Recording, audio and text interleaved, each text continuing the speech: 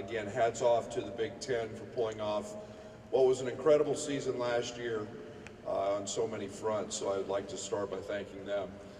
We're excited about our group this year. Obviously, that starts with the return of Kofi Coburn, deciding to come back, a guy that we think is a candidate for National Player of the Year.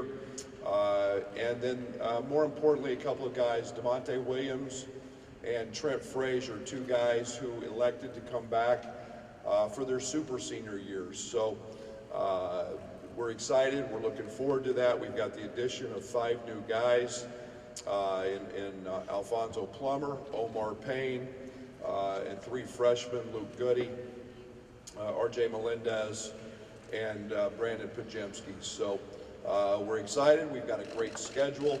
As always, the Big Ten's going to be better than it's ever been, in my opinion, from top to bottom. It's the best league in the country, and we're excited to take on the challenge of the great coaches, the great venues, get back to fans in the stand, and look forward to being back here in one of the great facilities and one of the great cities in all of college basketball, and we're proud to be here in Indianapolis. Thank you, Coach. We'll now take questions. Second row. Hey, Coach. Last week at the media day, Kofi said he wants to be the greatest Illinois player ever. So, 1, do you think that's possible? And 2, if so, what steps does he need to do to have that a possibility? Well, I'm never going to tell Kofi he can't do something. I know Kofi, the way he's driven, that'll be something that that he'll strive to do. Those are big shoes to fill. We've had a lot of great players there. So I love the fact he's thinking that way. He's working that way. He's had a very productive summer, which he didn't have last year. I think that's something that should be noted, is none of our guys had an off season last year. That excites me for a guy like Kofi. That we started this in September of last year. Now this year he's had an off season, he's had a summer, and then a fall preseason camp. So I'm excited and glad to hear that Kofi's thinking about those things. Right over here. Good morning, Brad. 5 years ago when you took this job, Illinois was playing here on Wednesdays a lot in the Big Ten tournament. Now you guys, for a 3rd straight year, are expected to contend at the top of the conference. What were some of the key decisions or key reasons that you guys have been able to take that rise? Well, Jeremy, I don't think we ever wanted to settle. I think we had an idea of what we wanted to do. That started with recruiting guys who are winners. I think it started with understanding that it's character over characters. I feel tremendous about our culture. I don't think we rushed the process. I think we tried to expedite it in the best way we could, but we never put anybody ahead of the foundation of our program, and I hope that lasts over the course of time. It's one of the most impressive things about this league is some of the steeped cultures and traditions that some of these programs have.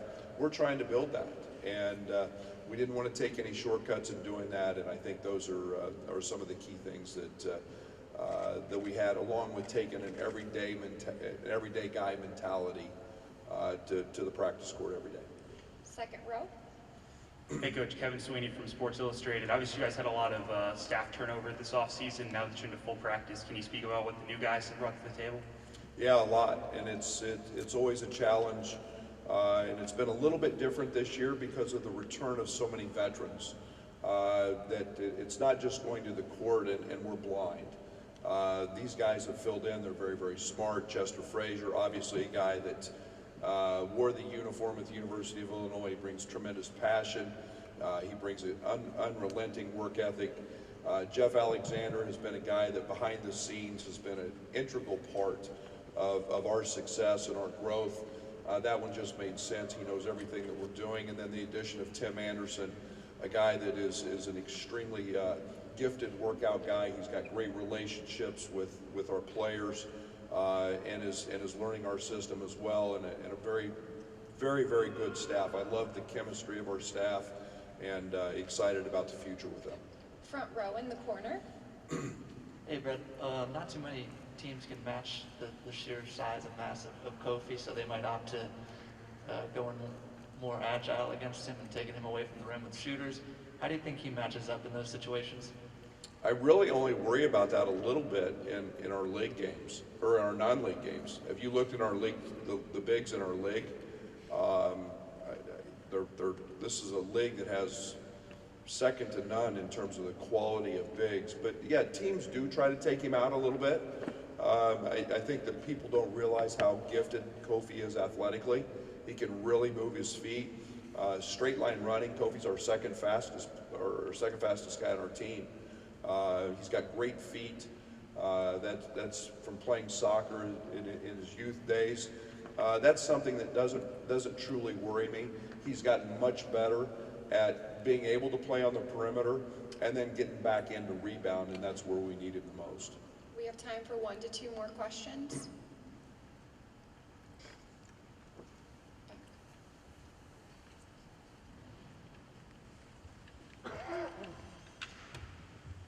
How you doing, Coach? Mike with On the Move with Sports Kells Media. With such a great talent, like you just explained and expressed with Coffee, and he obviously could have went to the next level into the NBA with his talent.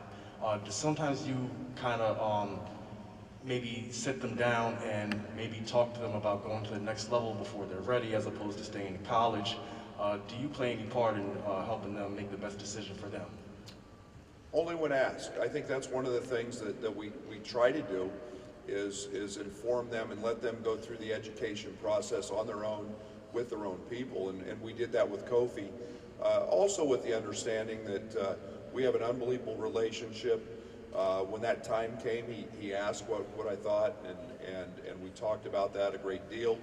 Kofi's an extremely intelligent young man, and again, it wasn't just about the basketball. Sometimes the business opportunities and the business side of that have to factor in, and those were all factors in Kofi's decision.